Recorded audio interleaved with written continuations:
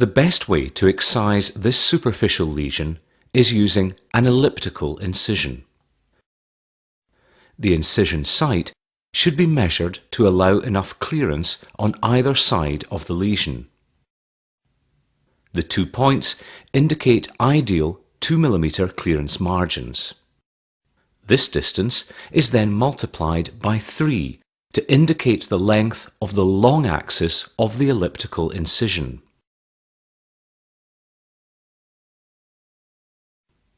To create this incision, it is most effective to hold the blade in a pencil grip. Whilst holding the skin taut with your other hand, start the incision using the belly of the blade.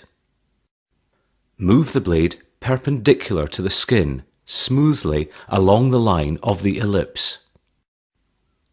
At the edge, it is important to make sure that it forms a smooth V shape to allow excision of the lesion.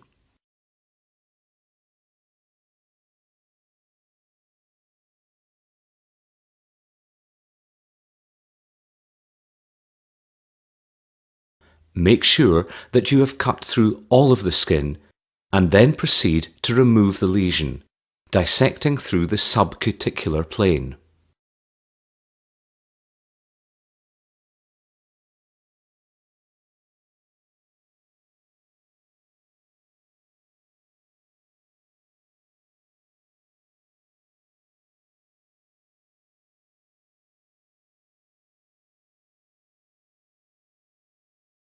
Take care to dissect along the line of the ellipse and not cut into the skin edge.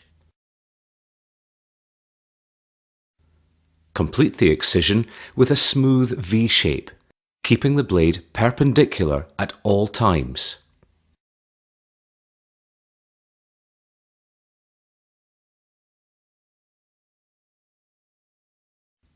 The lesion is then removed.